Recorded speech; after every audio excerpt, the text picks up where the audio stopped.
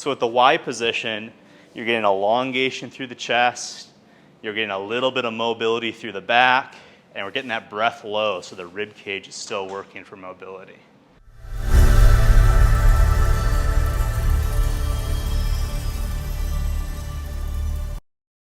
And just slowly reach up for the wall on both sides.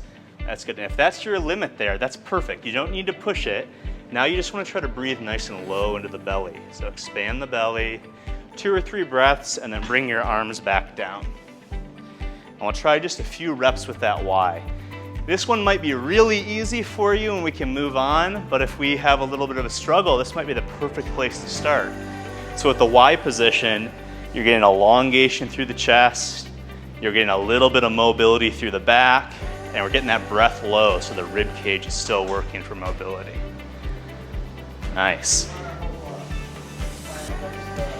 Yeah, so I want your whole mid-back touching it, and I want the back of your head touching it, but we want to try to do that via a chin tuck. So chin in versus reclining back with the head. That's good.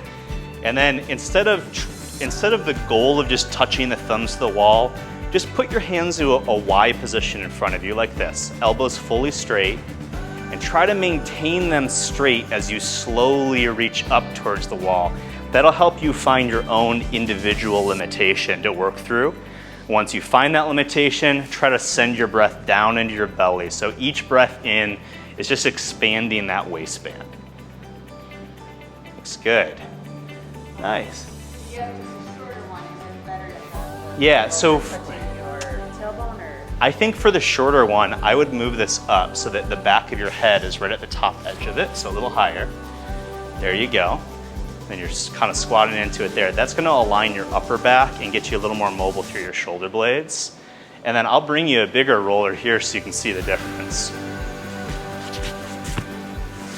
The breath is a key part of this.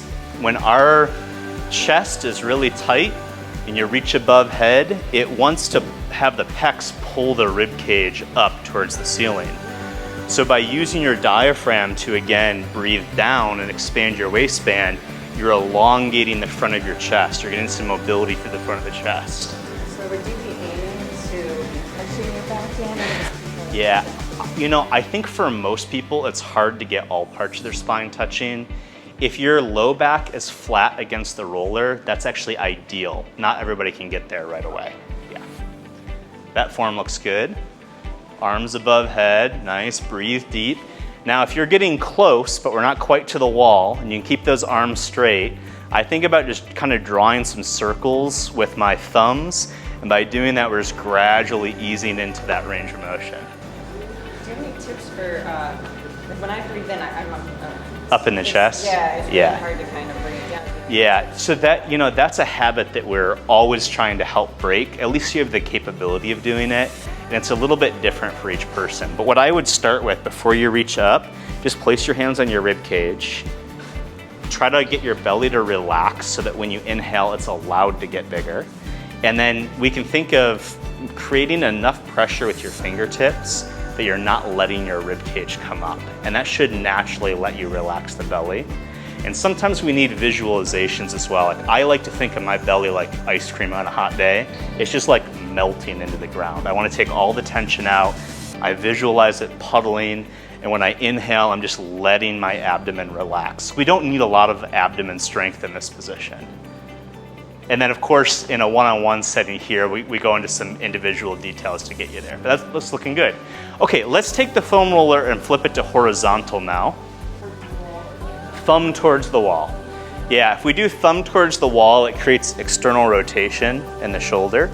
Makes it a little bit harder to get there, but it's also a deeper stretch on the mid-back. So for horizontal, if you're standing upright, start by placing the roller a little bit lower so that you can gradually walk your feet into a wall squat position. So as you walk your feet forward, that roller should end up being more in the mid-back region. So we're in a good wall sit here. And then I want to add a little bit of tension to the back. So for this one, you're just going to lace your fingers behind your head. We're going to point the elbows forward. We're still going to bring the chin and neck nice and long. And then we're just going to be squatting up and down in this position. That's good. You want to squat low enough that the roller makes it to the top of your shoulder region. So that's probably a little bit low for yours right there, yeah? So we're gonna get right to the top of the shoulders. It doesn't need to go to the neck. It doesn't need to be in the low back. But this is a nice introduction here to getting that pressure. Now for me, this feels pretty mild. I get like a light, gentle sensation through the back. If it's really sensitive for you, this might be your starting spot before we move on to a bigger one. So let's all accomplish about 10 wall squats with that foam roller, and then we'll take that to the ground. Looks good. So that's great. What I would like to see you do now is from that position, bring the head back a little bit further and point your elbows up just a little bit towards the ceiling as you're rolling through it. Nice job. Okay, once you've completed about 10 against the wall, find some spot near your mat, and we'll go through the thoracic extension sandwich. Good. So find some floor space now. Okay. So the thoracic extension combo or sandwich, this is one of the first things we give to a lot of patients with thoracic spine stiffness or those that are having some difficulty just with their posture throughout their day at the desk. It's a combination of 10 rolls like we did against the wall.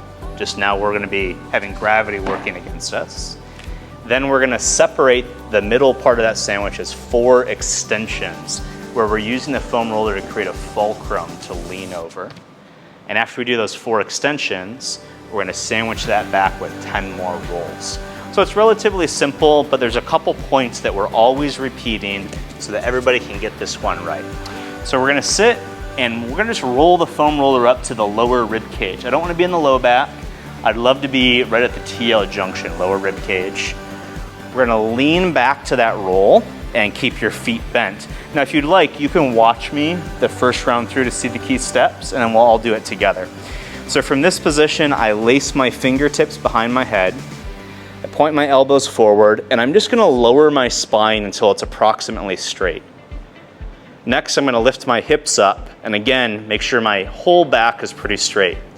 The first piece of this sandwich is the 10 rolls. We're just gonna use our legs to roll that roller up to the top of the shoulder blades and back down to the lower part of the thoracic spine just before your low back starts. That's 1 roll.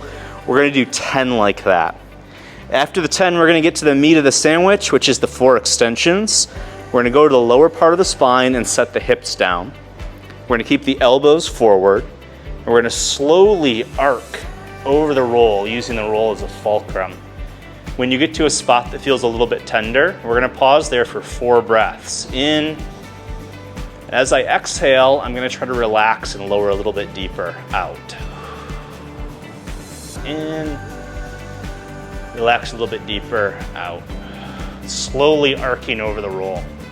After we've done 4 extensions, we're gonna curl back up, lift your hips up, and just roll to a fresh spot. We're gonna do that in 4 different locations of the upper back. Typically, most people struggle with the first 2 locations. Right around the TL junction is also where the diaphragm attaches to the spine. And so you might feel like, this is taking my breath away. This is super tender. You don't need to push it. You can just find a little bit of extension, breathe into it, see if you can relax into that position for 4 breaths before moving to the next one.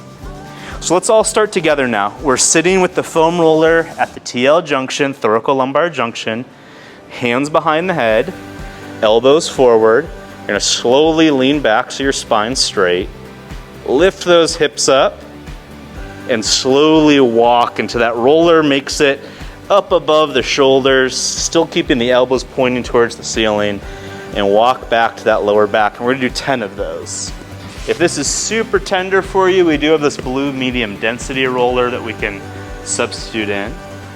Try not to keep your head curled up too much, but kind of gently lower it down so that your whole spine is mostly straight. Yep, that's good. You don't need to work all the way to the low back, so just the bottom of the rib cage and back up. It shows a better contrast with the brow. Ah, thank you. Good, so elbows facing the ceiling, hips pretty tall. There we go. You might be feeling this one's a little more pressure than that first one that we did. Nice job. Excellent. And then once you have completed your 10 rolls, work back to the lower thoracic spine, right at the bottom of the rib cage, and set your hips down. And once your hips are down, again, point those elbows towards the ceiling and slowly arc back over the roller. This portion of it's more of using the roller as a prop. So for this one, you want to keep your hips touching the ground and gradually arc back over the roller, creating that extension. Nice and slow. You want to take 4 breaths in that extended spot, trying just to ease down. Now, Ellen, you might want to point those elbows straight up. That's going to put a little more tension in your back and chest during the extension. Looks like you've got lots of mobility there, which is great.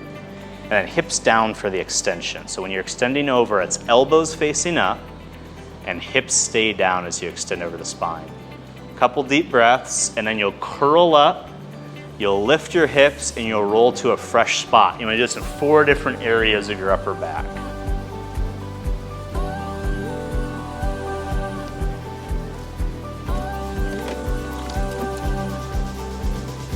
Looks good.